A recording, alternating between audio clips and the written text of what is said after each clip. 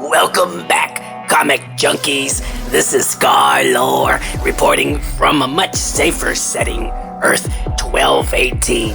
A peaceful place where the end of the world comes not by a giant planet-eating cosmic being, but rather by the hands of its inhabitants. Today, we are dishing out all the spoilers on Batman vs. Superman, as well as two possible endings that have been roaming around the internet ever since two assholes made the claim they have seen the screening of the movie. So here we go. Back again is this pretty boy as a Man of Steel. And joining him along for the ride is none other than Ben Affleck as a man dressed in steel. Yes, from the moment it was first announced that Mr. Affleck himself was casted, the internet went fucking nuts. Many, including myself, hate the idea of seeing this douchebag as the Dark Knight. What's even worse is that he has currently made a deal with Warner Brothers to not only star in the next solo Batman movie, but he will also write and direct as well. Fuck this guy. Anyway, this guy is Batman. Moving on. Jeremy Irons will play a new version of Alfred. Rumor is that Alfred will be a sort of mechanic to the Dark Knight, making his gadgets and Batmobile. It has also been said that Alfred will have a bit more of a backbone in this one as well. Originally rumored to be playing Carrie Kelly, the new Robin in the animated Dark Knight Returns movie, Jenna Malone is now being rumored to be Barbara Gordon. Yes, Batgirl. But instead, she will be Oracle, already have been paralyzed by the Joker. She will assist Alfred and Bruce in the Batcave. There will be mention of Jared Leto's Joker, and the infamous Jason Todd incident will be referenced as well. Of course, they are trying to build a universe, so why the fuck not? There is also word that the Joker apparently breaks into the Batcave and defaces the Robin costume we have already seen in the trailer. He is also said to be leaving those newspaper messages for Bruce Wayne. Unclear as whether Joker knows Batman's true identity or not.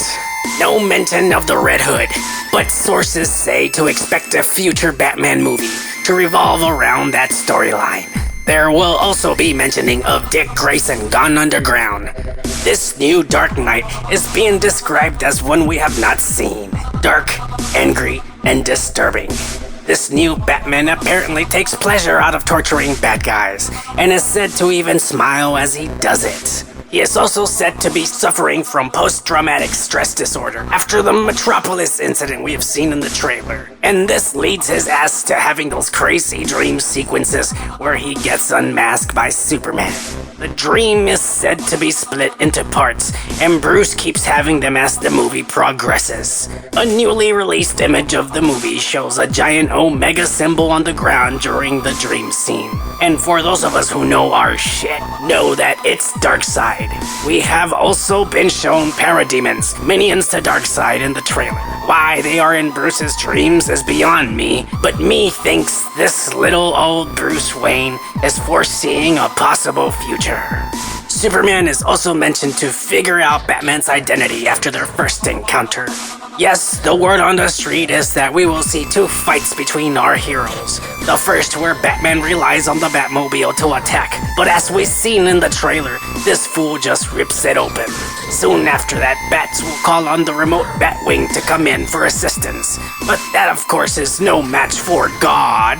The second fight is when Bruce goes all Iron Man Mark I on his ass.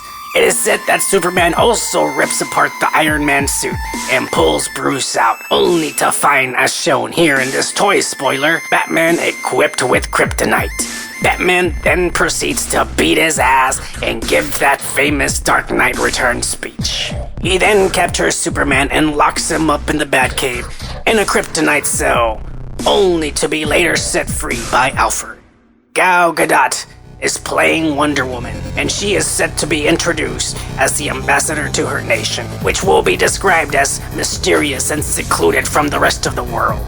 My only complaint about her is that she is far too skinny. Seriously, someone get this gal a hamburger. Call me crazy, but I like a little meat on my Wonder Woman.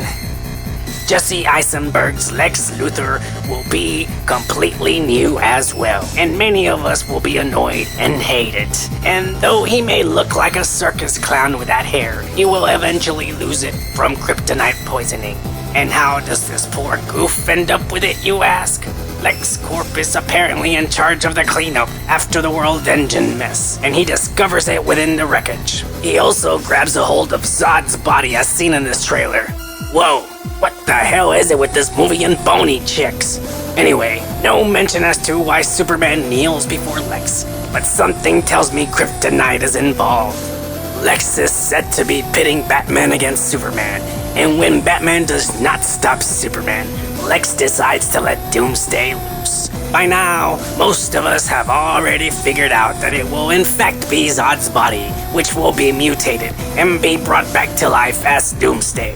Who looks more like the Lord of the Rings cave troll. Or maybe Michelangelo? Fuck! Oh, but wait. Rumor is that even though he has heat vision, something that Doomsday's never had, his spikes will grow as the fight progresses and eventually sport a look more like the comics.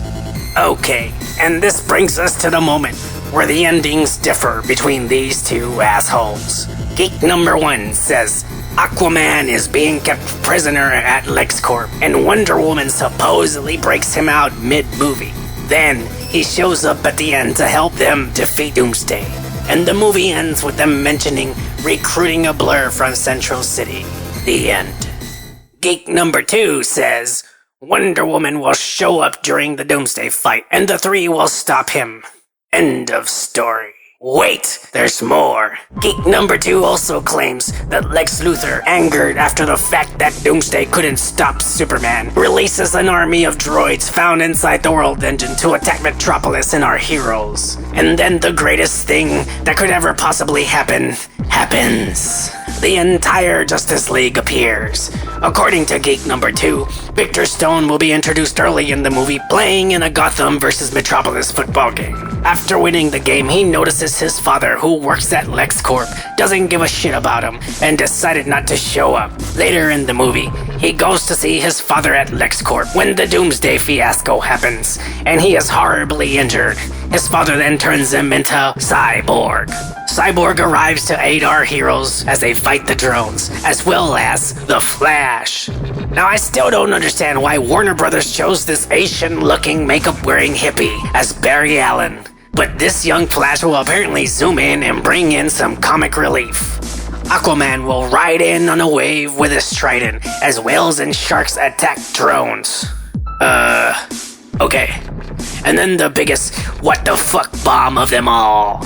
Green Lantern shows up. Even though there has been no announcement from any source at all, Geek number 2 claims that Dan O'Moyer will be the new Green Lantern, and that the suit is a mix of practical and CGI effects. They all defeat the drone army and agree to come together if the world needs them again.